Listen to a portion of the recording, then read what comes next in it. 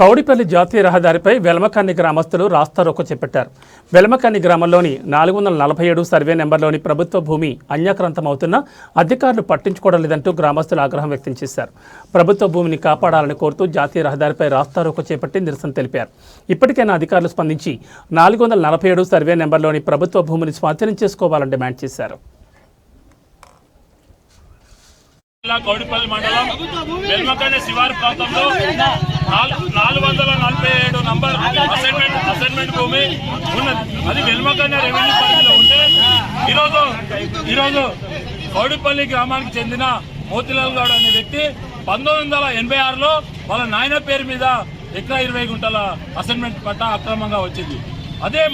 అదే ఆయన దుర్గగౌడ్ కొడుకు మోతిలాల్ గౌడ్ గారికి ఎకరా భూమి 1991లో వచ్చింది. అదే మోతిలాల్ గౌడ్ గారికి మళ్ళా 2009లో అసైన్మెంట్ పట్టా అక్రమంగా వచ్చింది. ఈరోజు మేము ఒకటే క్వశ్చన్ చేస్తున్నాం.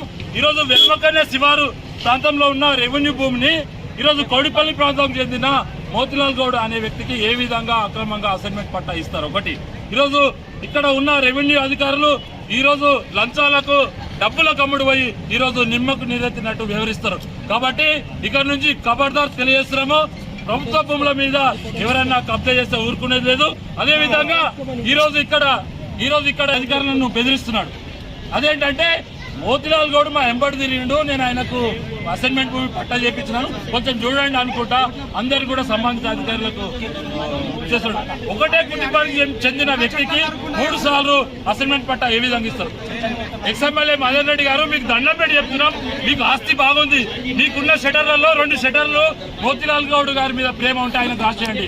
మీకు చాలా భూమి ఉంది, 2 ఎకరాల భూమి మోతిలాల్ గౌడ్కి రాసేయండి. అంతేగాని మా ప్రాంతానికి చెందిన అసైన్మెంట్ భూమి ఈరోజు డిగ్రీ కాలేజ్ లేక చింతకుంట ప్రాంతానికి చదువుకోనికి వెళ్తారు. ఇట్టి భూమిని డిగ్రీ కాలేజ్ కోసం కేటాయిస్తే అందరికీ బాగుంటుంది. గారిని హెచ్చరిస్తున్నాం.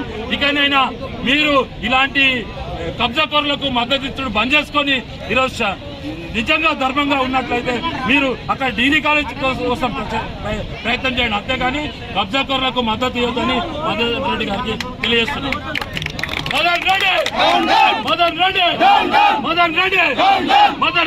కావచ్చు, అర్చన మేడం కావచ్చు, డిఎఫ్ఓ గారు కావచ్చు, ఇక్కడ ఉన్న బీట్ ఆఫీసర్ కావచ్చు, నిద్రమత్తులో ఉండి అక్కడ 150